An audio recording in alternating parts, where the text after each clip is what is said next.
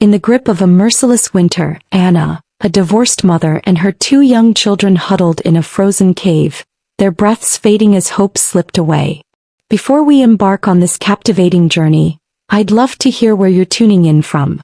Sit back, relax, and enjoy the story.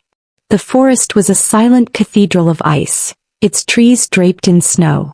The wind a mournful howl that cut through the night. Anna crouched in a shallow cave, her arms wrapped around her children Lily and Jack, their small bodies trembling against her. The cold was a living thing clawing at their skin, seeping into their bones. Her breath misted in the dark, each exhale a fragile prayer for survival. They'd been running from the wreckage of their lives, and now, stranded in this frozen wilderness, Anna feared they'd found the end. She was 34, a single mother whose world had unraveled in months. The divorce had stripped her of stability, her ex-husband's betrayal leaving her with nothing but debt and 2 children to protect. Foreclosure had taken their home, a modest apartment in the city, and with no family to turn to, Anna had packed what little they had, clothes, a flashlight, a few granola bars, and driven north, chasing a vague promise of shelter in a small town. But the storm had come fierce and unrelenting, forcing their car off the road into a ditch. They'd walked for hours, the snow swallowing their tracks, until the cave offered its meager shelter. Lily, 8, clung to Anna's side, her dark hair matted under a knit cap, her brown eyes wide with fear. "Mom, are we going to be okay?" she whispered, her voice trembling, her small hands clutching a tattered stuffed bear. Jack, 5, was curled in Anna's lap, his blonde curls damp with snow, his lips pale. "I'm cold," he mumbled, his voice barely audible, his tiny body shivering despite the blanket Anna had wrapped around him. Anna's heart ached. Her throat tightened with tears she couldn't let fall. "We're going to be fine," she said, her voice steady despite the lie. "We just need to stay warm, okay? Hold tight to me." But the cold was winning.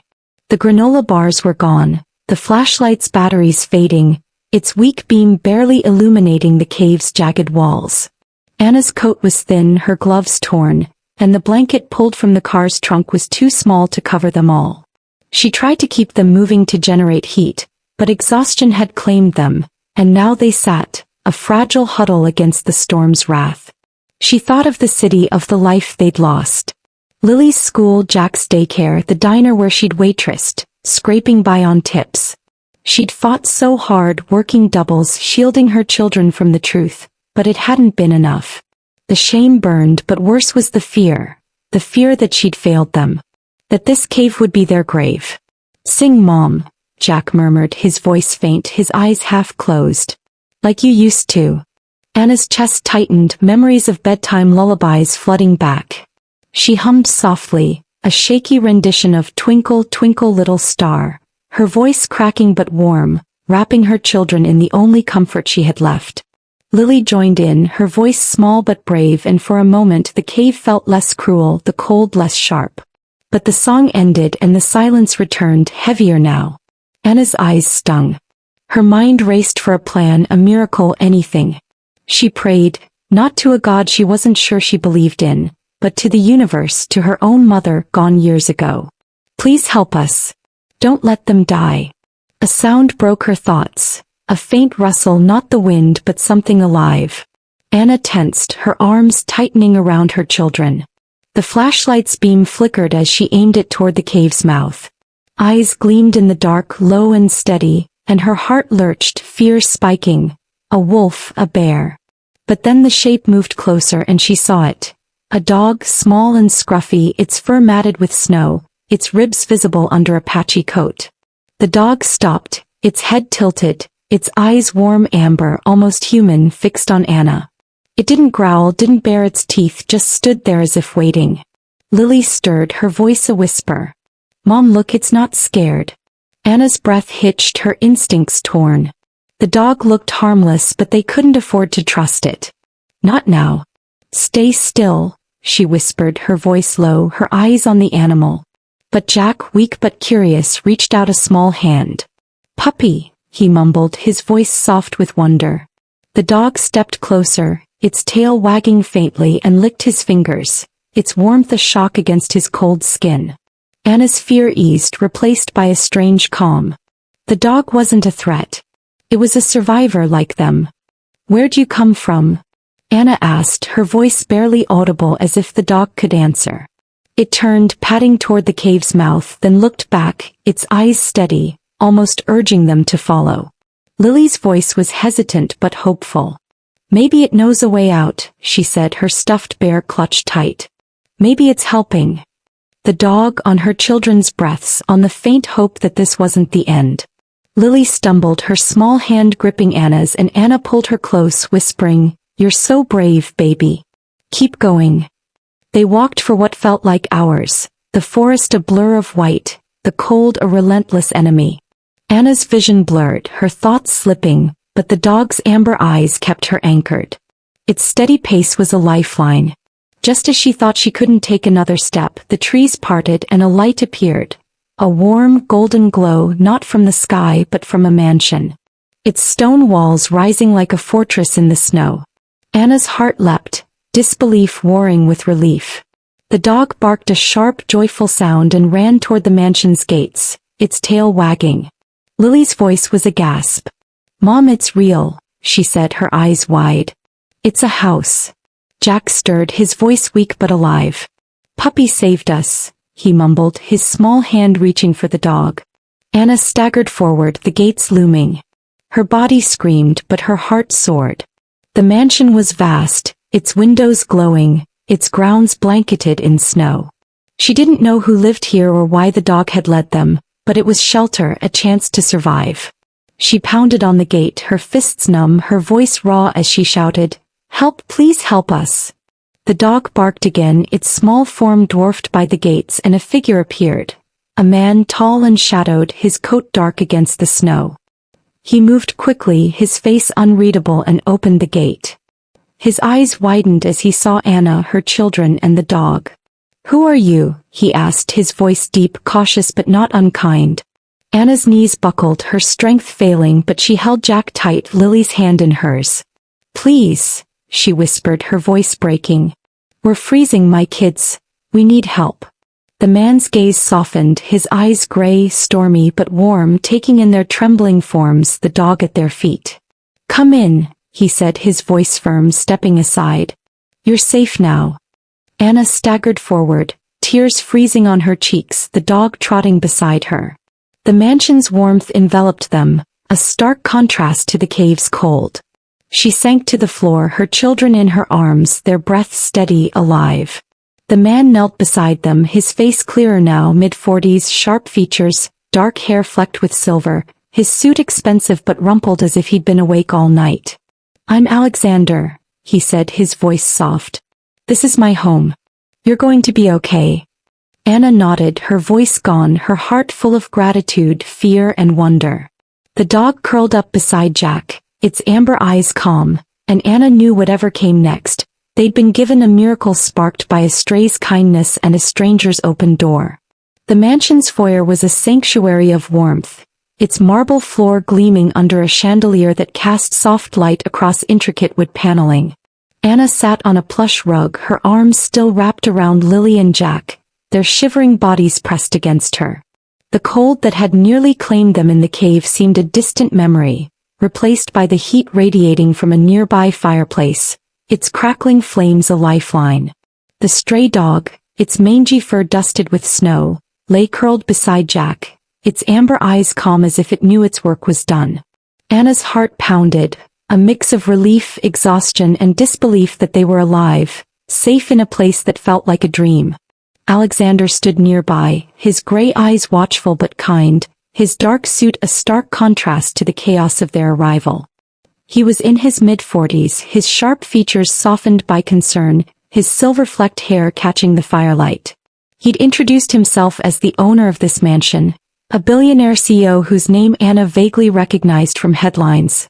Alexander Voss, tech mogul, reclusive genius. But here he was, just a man. His voice steady as he'd called for blankets, hot drinks, and a doctor. His presence was commanding, yet there was a hesitance in his movements, as if he wasn't used to opening his home or his heart. Anna's throat was raw, her voice barely a whisper as she looked up at him.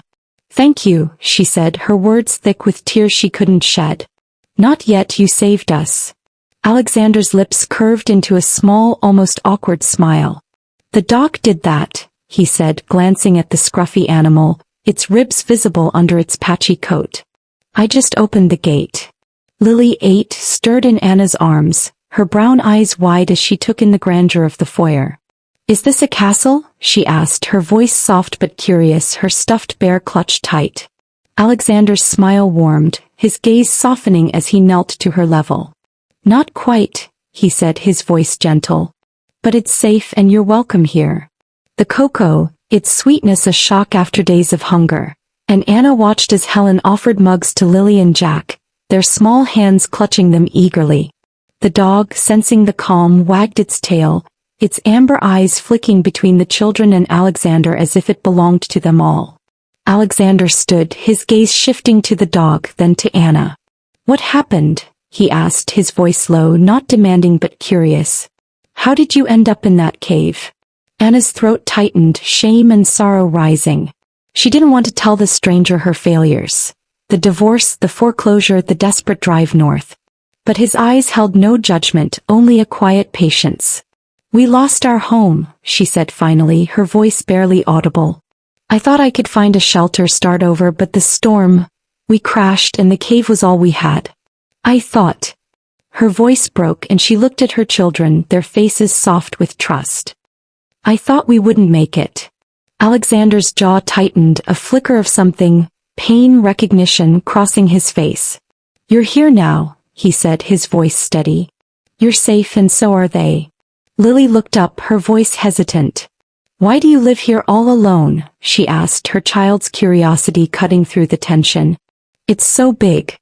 Anna's breath caught, fearing the question was too bold, but Alexander's smile returned, tinged with sadness.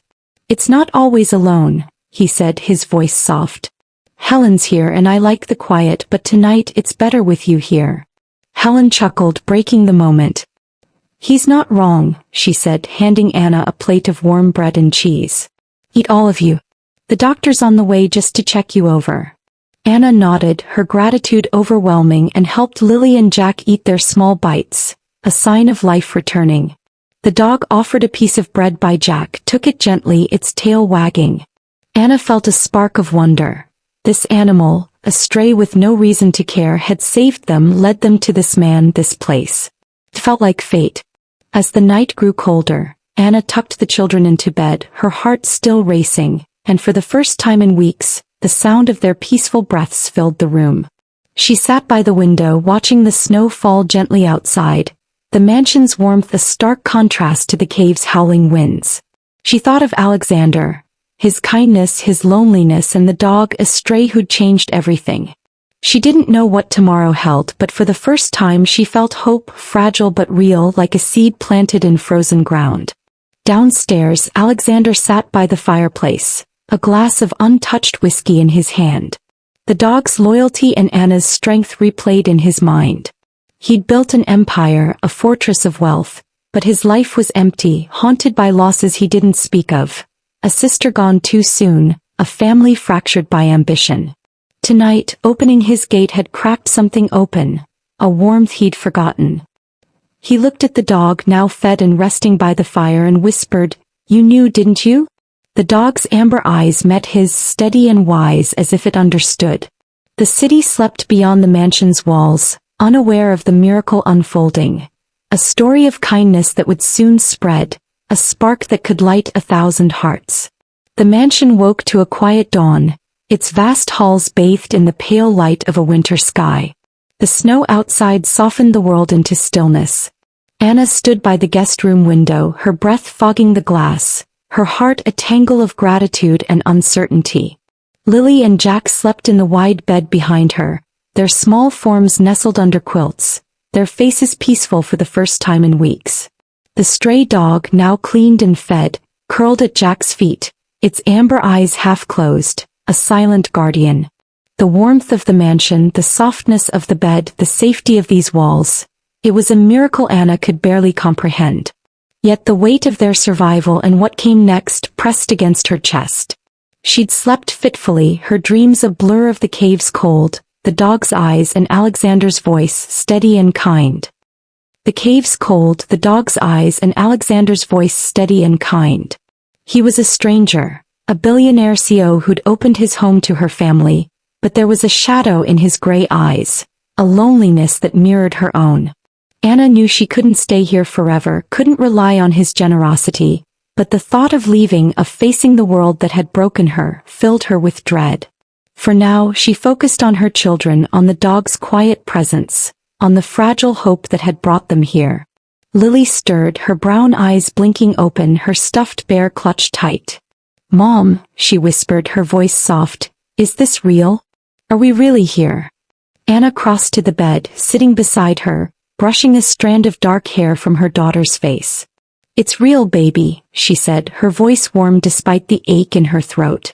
"We're safe, thanks to the puppy and Mr. Alexander." Jack woke, his blonde curls messy, his small hand reaching for the dog. "Can we keep him?" he asked, his voice sleepy but bright. "He's our hero." Anna's smile was bittersweet, her hand resting on the dog's matted fur. "We'll see," she said, not wanting to promise what she couldn't deliver. "He's special, isn't he?" The dog wagged its tail, nuzzling Jack's hand, and Anna felt a surge of gratitude for this creature, a stray who'd led them from death to life. She didn't know where it came from or why it had chosen them, but its loyalty was a gift, a spark of kindness in a world that had felt so cruel. A soft knock came at the door and Helen, the housekeeper, entered. Her gray bun neat, her smile warm. "Good morning," she said, carrying a tray of warm pancakes, fruit and juice.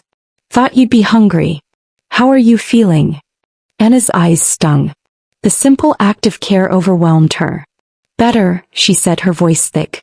"Thank you, Helen, for everything." Helen waved a hand, setting the tray on a small table. "No thanks needed," she said. "You eat, get your strength." Alexander's downstairs. The library was a haven, its shelves towering, its windows framing the snow-covered grounds. Lily pulled a picture book from a shelf. Jack curled up with Hero and Anna watched, her heart full but heavy with questions. Alexander joined them, his presence quiet but grounding. "This was my sister's favorite room," he said, his voice low, almost to himself. "She loved stories." Anna's gaze softened, catching the pain in his words. "Was?" she asked, her voice gentle, not prying but open. He hesitated, his gray eyes distant. "She passed years ago," he said, his voice steady but raw. "Cancer. She was everything. This house was hers in a way. I kept it, but it's never felt the same." Anna's heart ached, her own losses, her mother, her marriage, echoing his. "I'm sorry," she said, meaning it. "That's a lot to carry." Alexander's smile was faint, grateful. "It is," he said. "But seeing your kids here, it reminds me of her. She'd have liked them." The moment hung between them, a shared understanding, fragile but real. Anna didn't press, sensing the weight of his grief, and turned to her children. Their laughter was a light in the room. Lily read to Jack, Hero's head in his lap, and Anna felt a spark of hope, a sense that this place, this man, could be more than a temporary refuge. As evening fell, Helen served dinner in a dining room that felt too grand for their small group, but the food, warm soup, fresh bread, roasted vegetables, was a comfort, filling their bellies and hearts. Alexander joined them, his presence easing the formality. His stories of the mansion's history made Lily giggle, Jack's eyes wide. Hero sat beneath the table, a quiet member of the meal, his tail wagging at every scrap Jack dropped. After dinner, Anna tucked her children into bed, their faces soft with trust, their dreams unburdened by the cave's cold. "I love Hero," Jack whispered, his small hand on the dog's fur. "And Mr. Alexander's nice." Lily nodded, her stuffed bear tight. "He's sad, Mom," she said, her voice wise beyond her years, "but he likes us." Anna kissed their foreheads, her heart swelling. "He does," she said, her voice thick with emotion. "He's our miracle," she whispered. The dog's tail wagged as if he understood, and she felt a spark of courage, a determination to rebuild for Lily and Jack. Downstairs, the mansion was quiet, its grandeur softened by the morning light. Anna found Helen in the kitchen, her gray bun neat, her hands kneading dough for fresh bread. The air smelled of coffee and warmth, a comfort that eased Anna's nerves. "Morning," Helen said, her smile warm, her eyes crinkling. "Slept okay?" Anna nodded, her hands wrapped around a borrowed cardigan. "Better than I have in months," she said, her voice soft. "Helen, I don't know how to repay you or Alexander. It's more than I could have hoped." Helen waved a flour-dusted hand, her voice firm but kind. "You don't repay kindness," she said. "You pass it on. Alexander's got a good heart even if he hides it. He sees something in you in those kids. Let him help." Anna's throat tightened, the weight of Helen's words settling in her heart. She wanted to believe in Alexander's kindness, but pride and fear held her back.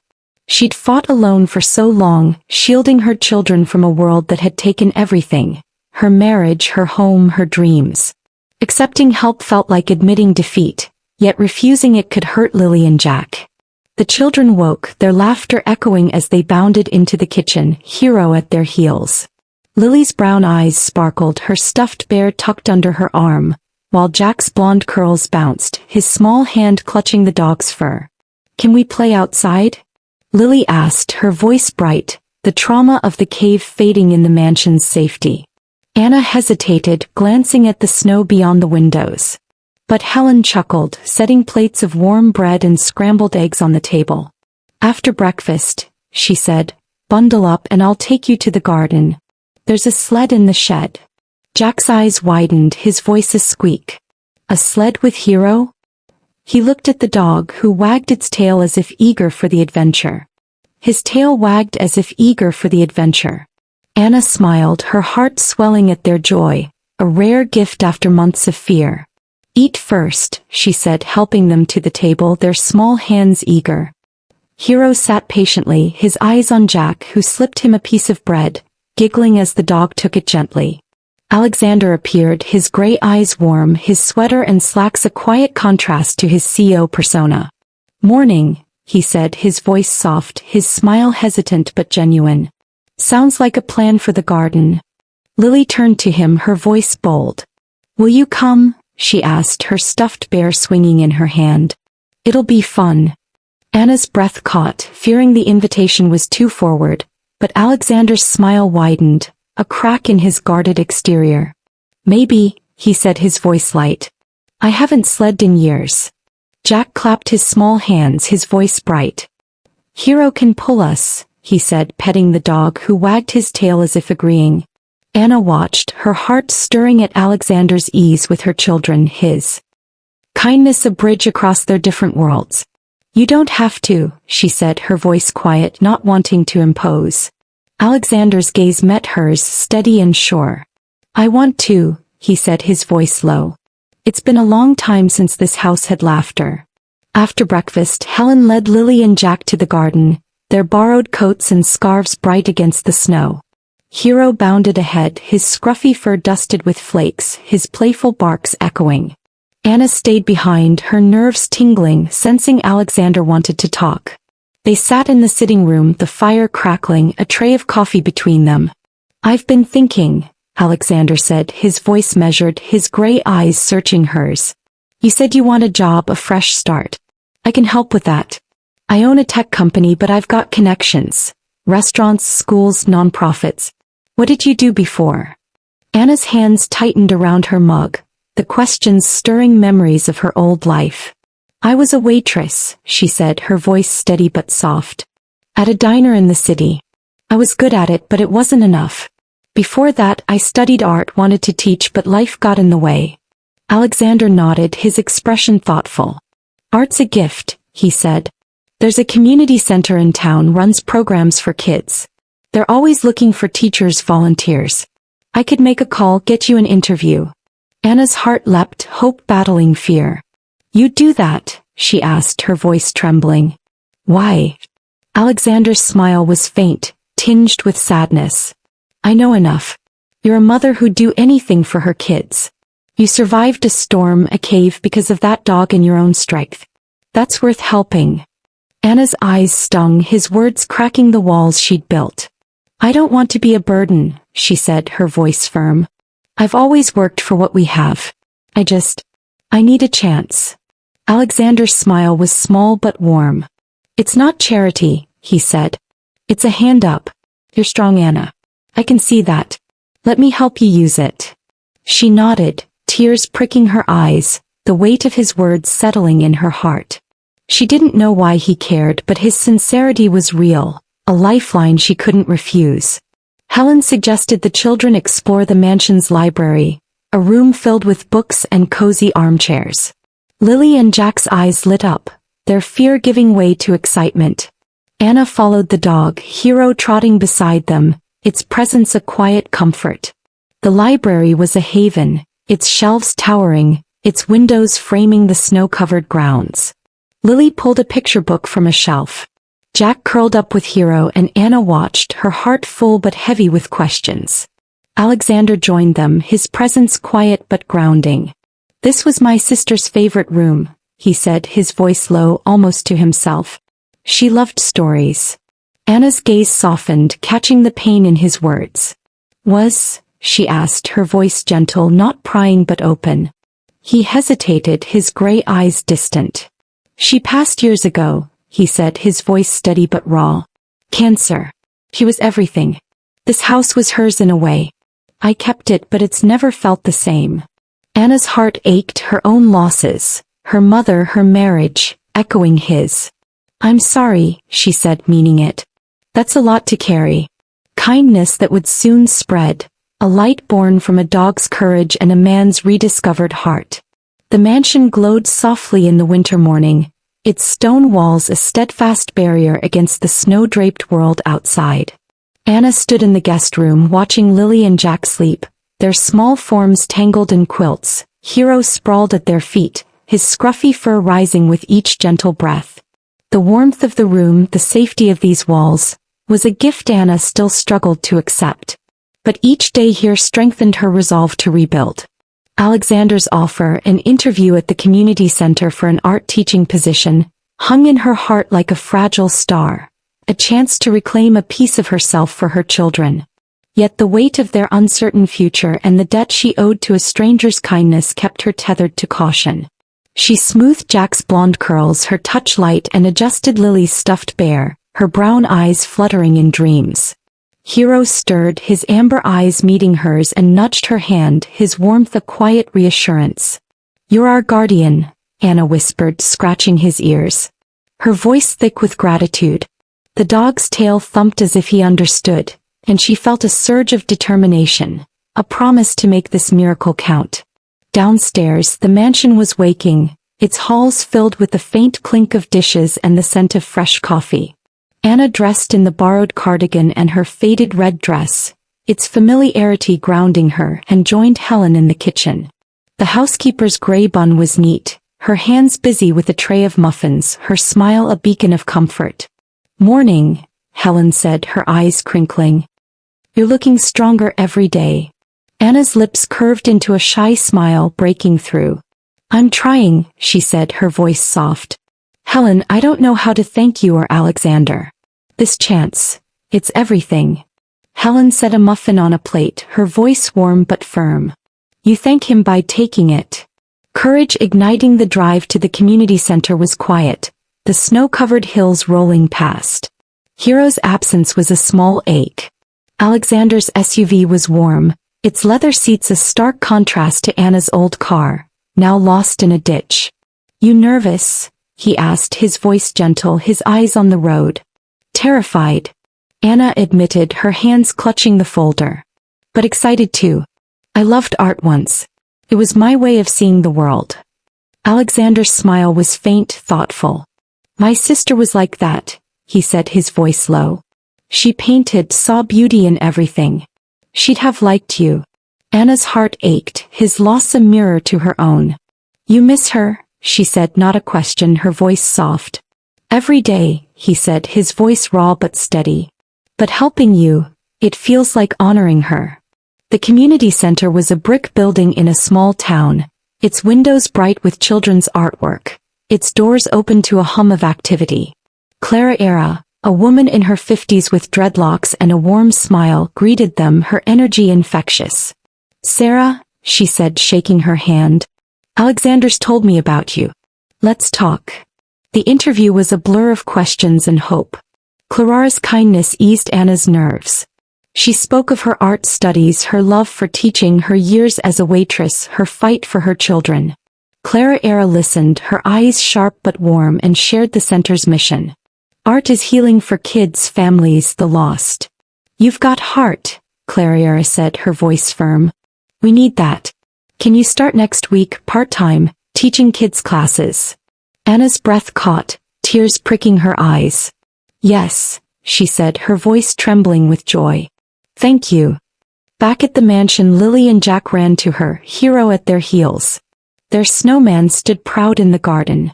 Did you get the job? Lily asked, her brown eyes wide. Anna knelt, hugging them, her smile radiant. I did, she said, her voice thick. We're going to be okay. Alexander watched, his gray eyes soft, a quiet pride in his smile. Alexander's sweater and slacks softened his billionaire aura. Morning, he said, his voice steady, his smile genuine. Sounds like a field trip is in the works. Lily turned to him, her voice bold. Will you come, Mr. Alexander? She asked, her stuffed bear swinging. Mom's going to teach art.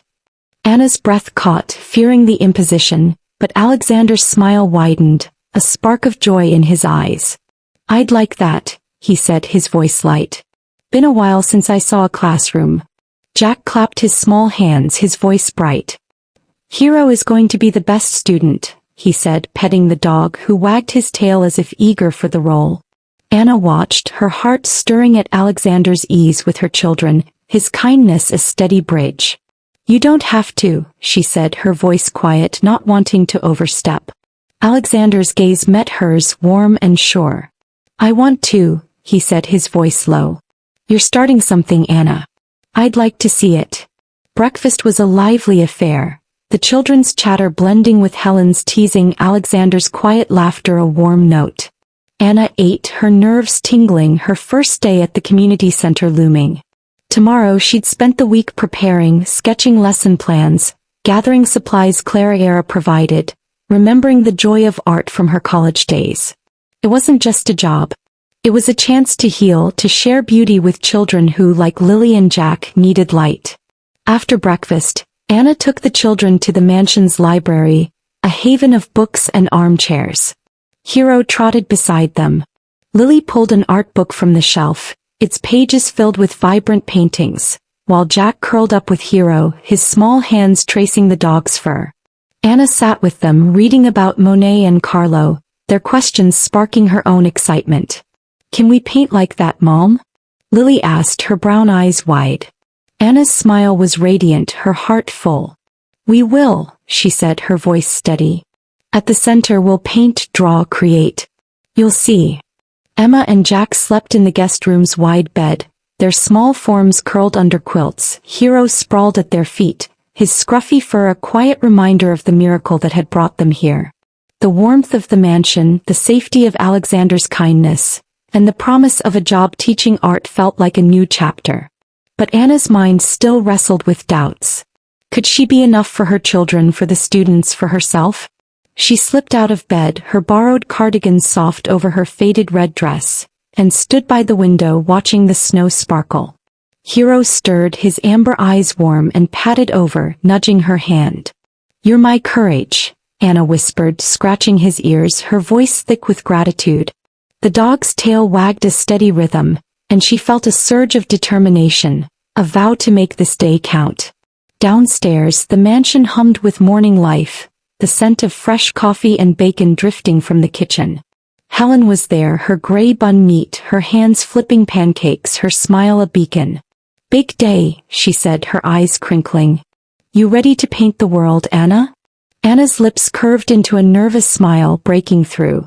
I hope so, she said, her voice soft. It's been years since I taught. What if I mess it up? Helen set a plate of pancakes on the table, her voice firm but kind. You won't, she said.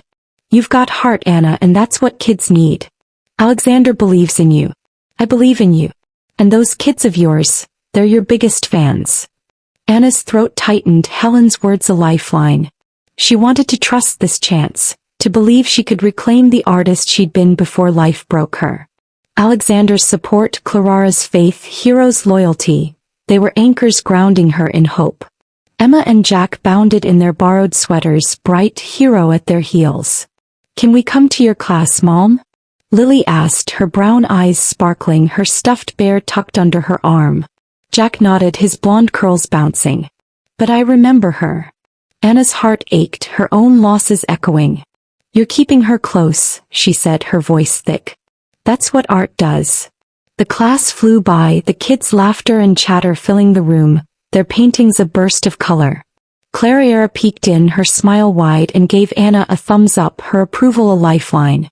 When the session ended, the kids hugged her, their small arms a gift, and Anna felt alive, the artist in her reawakening. Alexander arrived as the class ended, his coat dark, his gray eyes warm. "Looks like a success," he said, his voice low, his smile genuine, taking in the colorful chaos.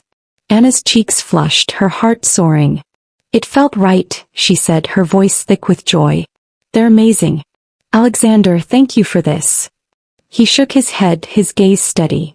"You did this," he said. "You're giving them something real." Back at the mansion, Lily and Jack ran to her, Hero at their heels, their snowman lopsided but proud. "How was it, Mom?" Lily asked, her brown eyes wide, her stuffed bear tight. Anna knelt, hugging them, her smile radiant. "It was perfect," she said, her voice steady. "I'm going to teach and we're going to be okay." Jack clapped his small hands, his voice bright. "Hero's proud too," he said, petting the dog, who wagged his tail as if in agreement. That evening, Anna sat with Alexander in the sitting room, the fire crackling, a tray of tea between them. "The kids want to paint with you," he said, his voice light. "Maybe a family class, you them Hero." Anna laughed, the idea warming her. "Hero with a paintbrush," she said, her voice teasing. "I'd love to see." Alexander's smile was soft, his gray eyes distant. "My sister would have painted with him," he said, his voice low. "She'd have filled this house with color like you're doing." Anna's heart stirred, his vulnerability a bridge. "You're doing it too," she said, her voice gentle. "This house, us, it's alive because of you." The moment hung, a quiet bond forming, fragile but real. "Evening," he said, his voice steady, his smile genuine. "Heard about the apartment. Congratulations, Anna." Anna's cheeks warmed, his pride a spark in her heart. "Thank you," she said, her voice thick. "For the job, the housing, contact, everything. I couldn't have done this without you." Alexander shook his head, his gaze steady. "You did this," he said. "I just made a few calls. You're the one who walked through the storm, who's teaching, who's building a life." Lily tugged his sleeve, her voice eager. "Will you come to our new house?" she asked, her stuffed bear swinging. "We'll have a party." Anna's breath caught, fearing the imposition, but Alexander's smile widened, a spark of joy in his eyes. "I'd like that," he said, his voice light. "A party sounds perfect." Jack clapped his small hands, his voice bright. "Hero's the party boss," he said, petting the dog, who wagged his tail as if ready to lead. Dinner was a warm affair, the dining room's grandeur softened by the children's laughter, Helen's stories, and Alexander's quiet humor. Anna watched, her heart full, the bond between them all a family she hadn't expected. She thought of the apartment, a one-bedroom unit, modest but hers, paid for with her teaching salary, a symbol of her independence. It was a risk leaving the mansion's safety, but it was hers, a canvas for her children's future. After dinner, Anna took Lily and Jack to the library, Hero trotting beside them, his barks echoing in the vast room. Lily pulled an art book, her fingers tracing Van Gogh's starry swirls, while Jack curled up with Hero, his small hands sketching a dog on scrap paper. Anna sat with them, her voice warm as she talked about colors, dreams, the art they'd create in their new home. "We'll paint the walls," she said, her smile radiant. "Make it ours." Alexander joined them, his presence quiet but grounding. "My sister painted stars," he said, his voice low, his eyes on Lily's book. "She'd have loved your class, Anna."